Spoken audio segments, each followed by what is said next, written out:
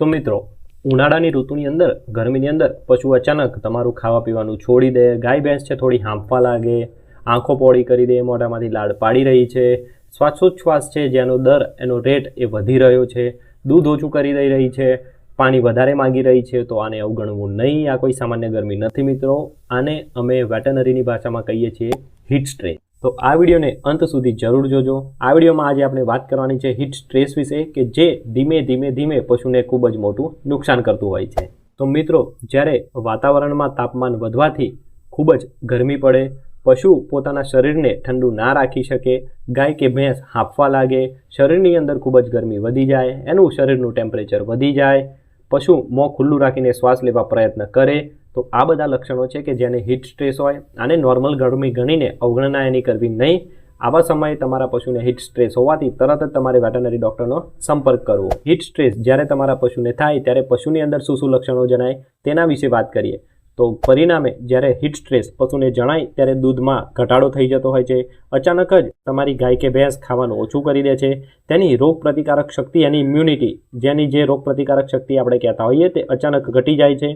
પ્રજનન ક્ષમતા એટલે કે જે ગાભણ થવાની કે ફર્ટાઇલ થવાની જેની ક્ષમતા હોય તેમાં પણ સમસ્યા આવતી હોય છે. તો આ બધા લક્ષણો છે જે હીટ સ્ટ્રેસને ઇન્ડિકેટ કરે છે. જે મિત્રો નવા છે તેમની માટે જણાવી દઉં કે નમસ્કાર, હું છું ડૉક્ટર ભૌમિક પંચાલ, રજિસ્ટર્ડ વેટરનરી ડૉક્ટર. સ્વાગત છે આપ સૌનું મારી યુટ્યુબ ચેનલમાં. આપ સૌ જોઈ રહ્યા છો મારી યુટ્યુબ ચેનલ, અને હું આવી જ રીતે સરળ ભાષામાં ગુજરાતીમાં પશુપાલક મિત્રો માટે વિડીયો બનાવતો હોઉં છું. તો મિત્રો, ઘણા વર્ષોથી હું જોઈ રહ્યો છું કે પશુપાલક મિત્રો જેને ઉનાળાની સિઝનમાં ગરમી આવતાની સાથે જ હીટ સ્ટ્રેસ વિશે ખૂબ એટલી માહિતી નથી હોતી. સામાન્ય ગરમી અવગણીને પશુને જેની તકલીફો પડતી હોય છે એને પડવા દેતા હોય છે, અને એના લીધે દૂધમાં ઉત્પાદનમાં ઘણો ઘટાડો આવતો હોય છે, અને રોગ પ્રતિકારક શક્તિ ઓછી થઈ જતી હોય છે. તો આજે એના જ પરિણામો, કેમનો બચાવ કરવો, શું કરવું, એના વિશે તમામ માહિતી આજે આપણે વિડીયોમાં લેવાની છે. તો સૌથી પહેલાં જોઈશું, કોઈ પણ રોગ વિશે માહિતી લેતા હોય ત્યારે હીટ સ્ટ્રેસના લક્ષણો. એમાં લક્ષણો શું જોવા મળે, ક્યારે તમને મિત્રો ખબર પડશે કે તમારા પશુને હીટ સ્ટ્રેસ થઈ રહ્યો છે, ખૂબ જ ગરમી થઈ રહી છે, ગરમીનો તણાવ થઈ રહ્યો છે. તો હું કહીશ એ લક્ષણો ધ્યાનથી સાંભળજો તો તમને થોડોક આઈડિયા આવશે. જ્યારે તમારા પશુને હીટ સ્ટ્રેસ જણાય, ખૂબ જ વધારે પડતી ગરમી એના શરીરની અંદર જણાય, તો પશુ જોરથી હાંફવાનું શરૂ કરી દે છે, જોરથી શ્વાસ લે છે, મોઢું ખુલ્લું રાખશે, શ્વાસ વધારે થઈ જશે એટલા માટે એને શ્વાસ મોઢાથી લેવો પડશે, તો મોઢું ખુલ્લું રાખીને શ્વાસ લેશે. ગરમી ખૂબ જ થાય તો પાણી ખૂબ જ વધારે પીવાનું ચાલુ કરી દેશે. પાણી વધારે પીશે એટલે ખાવા માટે એના પેટમાં જગ્યા વધશે નહીં, એટલા માટે એને એનોરેક્સિયા એટલે કે ખાવાનું ઘટાડી દેશે, ખોરાક વધારે લેશે નહીં. ખાવા પીવાનું ઓલરેડી હવે તમે જોઈ શકો છો કે બગડી ગયું છે, ડિસ્ટર્બ થયું છે, તો અંતે મેઇન વસ્તુ પર ઇફેક્ટ આવશે, જે છે દૂધ. દૂધ ઉત્પાદનમાં ખૂબ જ ઘટાડો જોવા મળશે. પહેલાં વધારે હશે, પછી ધીરે કરીને દૂધ ઉત્પાદન ક્ષમતામાં એની ઘટાડો આવી જશે. એકદમ બેચેન રહેશે, સુસ્ત રહેશે, આળસ કરશે, એકદમ લેઝીનેસ અને વીકનેસ એટલે કે નબળાઈ આવી જશે. પશુ ઉઠવા કરતાં, બેસવા કરતાં, મતલબ એ બધું કરવામાં બેચેની અનુભવશે. બેસવા કરતાં તે ઊભું રહેવાનું વધારે પસંદ કરશે. તો આ લક્ષણો તમારા પશુને જણાય છે તો આ લક્ષણોને મિત્રો હળવાશથી લેવા જોઈએ નહીં. આ તમામ હીટ સ્ટ્રેસના લક્ષણો છે. મિત્રો, હીટ સ્ટ્રેસ એ ફક્ત એક લક્ષણ, સિમ્ટમ નથી, એ એક ઇન્ડિકેશન છે કે જેના દ્વારા બીજા રોગો હવે તમે તમારા પશુને લાગુ પાડી શકે છે, કે લાગુ થઈ શકે છે, કે જેના દ્વારા તમારા પશુને બીજા કયા રોગો થઈ શકે. ઓલરેડી ઇમ્યુનિટી ડાઉન છે, પશુને તકલીફ પડી રહી છે, તો બીજા કયા રોગો છે કે જે આ સમયે તમારા પશુને થઈ શકે. તો સૌથી પહેલાં આ લિસ્ટમાં નામ આવે છે મસ્ટાઇટિસ. મસ્ટાઇટિસ એટલે કે બાવલાનો સોજો, જેને તમે લોકો બેક્ટેરિયા થયા એવું પણ કહેતા હો છો.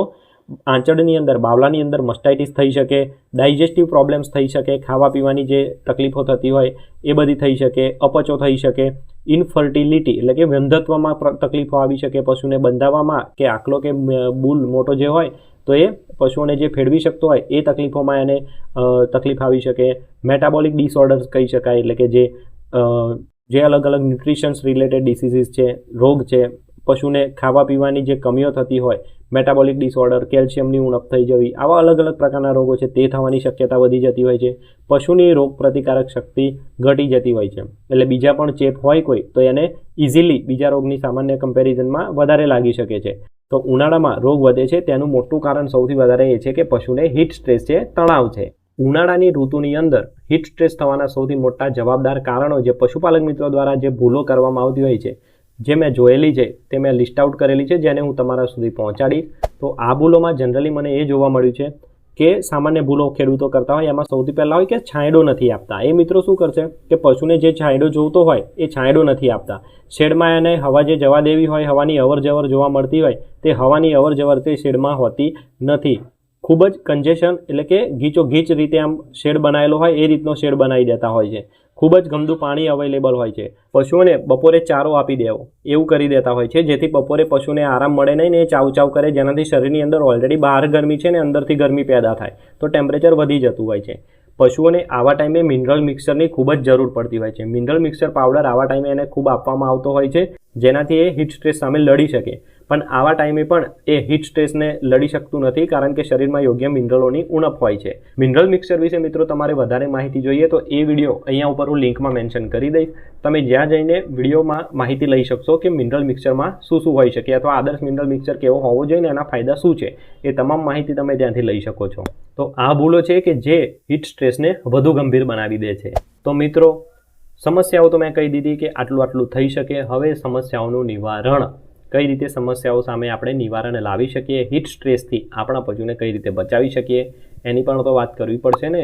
તો હીટ સ્ટ્રેસમાં પશુને કઈ રીતે બચાવીએ એની વાત કરીએ તો છાંયો અને હવા, ખુલ્લો શેડ પશુને સારો એવો આપવો જોઈએ. પંખા બની શકે તો લગાવી શકો, કુલર લગાવી શકો, એરફ્લો લગાવી શકો. એને જે આપવામાં આવતું હોય આવું બધું હવાની અવર જવર રહેતી હોય એ બધામાં થોડું ધ્યાન રાખવું. પાણીની વ્યવસ્થામાં જોઈએ તો હંમેશા ઠંડુ અને સ્વચ્છ પાણી પશુને આપવાનું રાખો, અને પાણી પશુને જોવે એટલું અવેલેબલ રાખો. ખુલ્લું છૂટથી એને પાણી આપવાનું રાખો. ખોરાક વ્યવસ્થાની વાત કરીએ તો વહેલી સવારે ને સાંજે એને ચારો આપવાનું રાખો. બપોરના ટાઈમે એને ભારે ખોરાક આપવાનું ટાળવું જોઈએ. મિનરલ અને ઇલેક્ટ્રોલાઇટનું બેલેન્સ બોડીમાં રહેવું જરૂરી છે. ઉનાળાની અંદર આ બધી વસ્તુઓ ખૂબ જ શરીરમાં જરૂરી રહેતી હોય છે, તેથી એના શરીરની જે ખોટ હોય એ પૂરી કરી શકે. તો મિનરલ અને ઇલેક્ટ્રોલાઇટ, મિનરલ મિક્સર પાવડર પશુને યોગ્ય ખાવામાં આપવો જોઈએ. સ્પ્રે અને ઠંડક કરવી જોઈએ, જેમ કે પાણીનો છંટકાવ કરવો જોઈએ. ફોગિંગ સ્પ્રે આવતા હોય છે પશુઓને ઉપર છાંટવા માટેના, તો ફોગર તમે અવેલેબલ કરાવી શકો તમારા તબેલામાં તો વેલ એન્ડ ગુડ, સરસ છે. ના હોય તો પાણીનો છંટકાવ કરવો જોઈએ બપોરના સમયે, અને પશુને બપોરના સમયે આરામ મળે એવી વ્યવસ્થા પશુને કરવી જોઈએ.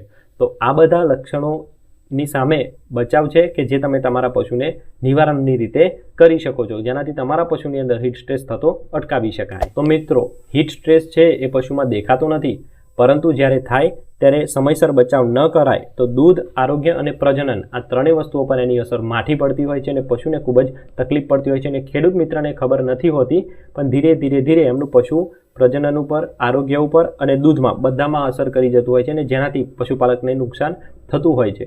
તો આ વસ્તુઓની ધ્યાન રાખવી જોઈએ. ઉનાળાની સાર સંભાળ વર્ષભરનો ફાયદો તમને કરાવી શકતી હોય છે. તો મિત્રો આ થઈ ગઈ હીટ સ્ટ્રેસ વિશેની તમામ માહિતી. વિડીયોની માહિતી ગમી હોય તો વિડીયોને લાઇક કરી દો. નવા છો તો ચેનલને સબસ્ક્રાઈબ કર્યા વગર જતા નહીં. કોઈ પણ પશુપાલક મિત્રોને કોઈ પ્રશ્ન જણાય તો કોમેન્ટ બોક્સમાં લખી દો, અને વિડીયો સારો લાગ્યો હોય તો દરેક પશુપાલક મિત્રો સુધી, તમારા ભાઈબંધો સુધી, દરેક ગામના ગ્રુપ સુધી જેમાં જરૂર જણાય એ મિત્રોને આ વિડીયોની માહિતી જરૂર શેર કરી દેજો. આવી જ રીતે ગુજરાતીમાં સચોટ સરળ ભાષામાં હું માહિતી તમને પ્રોવાઈડ કરવાનું ટ્રાય કરતો હોઉં છું. આવી જ રીતે નવા વિડીયો માટે, નવી માહિતી માટે ચેનલને સબસ્ક્રાઈબ જરૂર કરી દેજો. આવી જ માહિતી તમને મારી ચેનલ ઉપર મળતી હોય છે. તો નવા વિડીયોમાં મળીશું નવી માહિતી સાથે. ત્યાં સુધી જય હિન્દ, જય ભારત.